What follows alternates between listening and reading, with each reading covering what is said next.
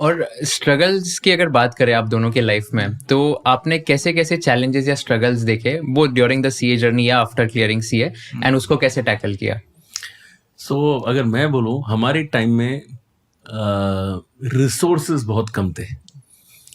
जैसा आज आपको कुछ भी चाहिए होगा तो आप नेट में जाते हो, गूगल में सर्च कर देते हो या जेमिनी में डाल देते हो, एआई में। हमारे टाइम तो ऐसा होता नहीं था।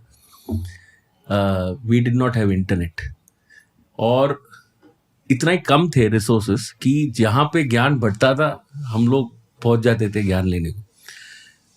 सीए का उस time, I think even today, no then, उनका मेन ऑफिस था कफ परेड, और कफ परेड में उनका एक लाइब्रेरी होता था। I don't know if today students even go to the library, but हमारे टाइम में वो भी करना बहुत इंपॉर्टेंट था, because it was not easy.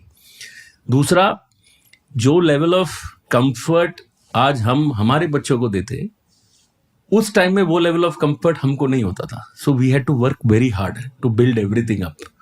तो स्ट्रगल्स तो बहुत थे, लेकिन उसमें एक फन भी था, बिकॉज एक रियलिटी था। It was very truthful to struggle, to try and do things. When I was setting up my firm, I remember, मेरे पास ऑफिस का जगह नहीं था और पैसा तो था नहीं, तो मैंने एक 1 टेबल स्पेस लिया था, 110 स्क्वायर फीट का प्लेस लिया था, और उसका जगह का नाम था जमुना का झोपड़ा। बेसिकली स्लम था, स्लम के ऊपर इलीगली वो लोग बना देते हैं, तो उसमें एक स्पेस का रूम था, और मैंने कहा यहाँ से हम हमारा फर्म स्टार्ट करेंगे।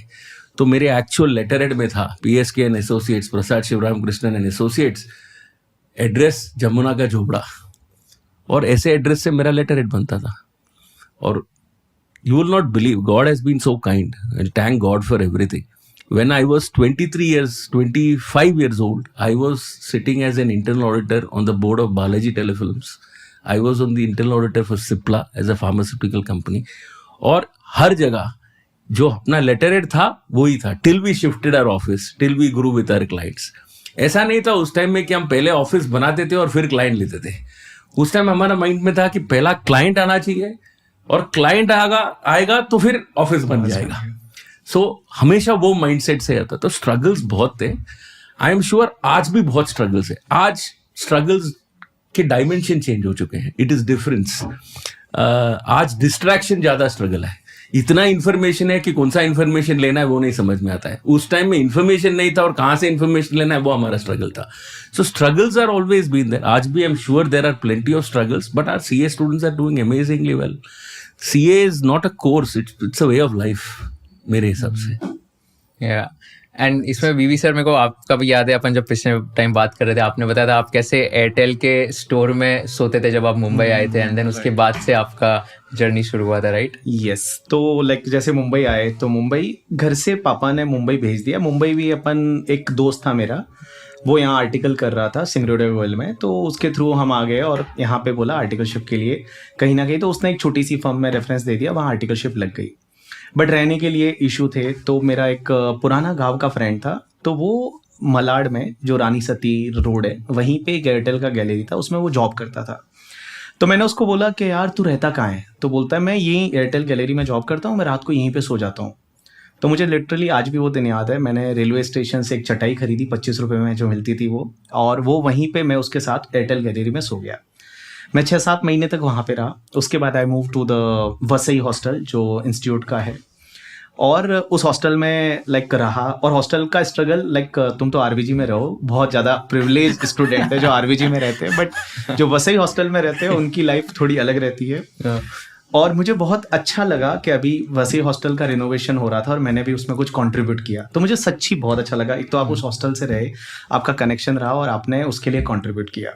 So that was the struggle initial days में। और उसके बाद जब आप सीए बने, तो सीए बनने के बाद टीचिंग में जाना है। तो टीचिंग में जाने के लिए लाइक मैंने बहुत सारी क्लासेस में डेमो दिए, बहुत सारी चीज़ें सीखी। मैं प्रसाद सर की अगर मैं बात करूँ, तो मैं जब पढ़ता था तो मैं ऐसा सुनता था कि यार एक ऐसे प्रोफेसर है जो 1500 बच्चों को एक साथ में पढ़ाते हैं और सब बच्चे सुनते हैं बहुत अच्छे से। तो ऐसा मन में आता है ना, जब आप किसी के बारे में सुनते हो, किसी को देखते हो, तो लगता है यार इसके जैसा बनना है, ऐसा कुछ करना है। तो उसके लिए initially I started with the GMCS lecturer.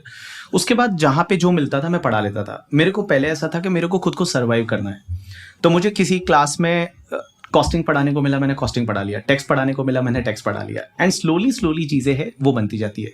जैसा सर ने बोला कि अपने को फर्म जो है वो फर्म के लिए प्लेस बाद में होगी, पहले क्लाइंट होना चाहिए। सो सेम विथ मी, जब मैं ऑनलाइन में आया तो बहुत बार आजकल मैं जब बहुत सारे बच्चों से मिलता हूँ जो ऑनलाइन टीचिंग में आना चाहते हैं, वो बोलते हैं परफेक्ट हमारे पास स्टूडियो चाहिए, हमारे को ऐसा आईपैड चाहिए, हमारे को ऐसा कैमरा चाहिए, ये चाहिए, तब जाके हम पढ़ाएंगे, जो कि गलत है। मैं initially when I entered into the online teaching तो मेरे पास कोई कैमरा नहीं था, कुछ भी नहीं था, वाइट बोर्ड था। मैंने एक फ्रेंड से एक कैमरा हायर किया और वो कैमरा जो था उसमें रिकॉर्डिंग 10 मिनट्स का ही होता था, 10 मिनट से ज़्यादा रिकॉर्डिंग ही नहीं होता था उसमें, बिकॉज फोटो कैमरा था DSLR।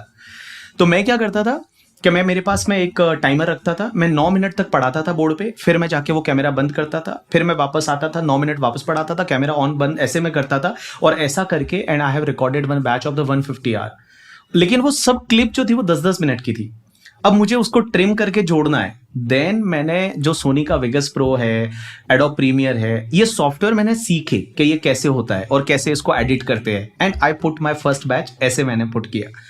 तो मैं ये बोलना चाहूँगा कि लेकिन आज जब मैं देखता हूँ चीज़ें, क्योंकि मैंने वो एडोब प्रीमियर पे मैंने काम कर रखा है, मैंने वेगस प्रो पे काम कर रखा है, तो आज जब मेरा डिज़ाइनर कोई एडिट करता है तो बहुत बार चीज़ें मैं उसको बता देता हूँ कि भाई देख इसमें ये होता है करके। तो लाइफ में जो आपका स्ट्रगल होता है ना, वो कहीं ना कहीं पे आपको सिखाता है और कहीं ना कहीं पे वो काम आता है।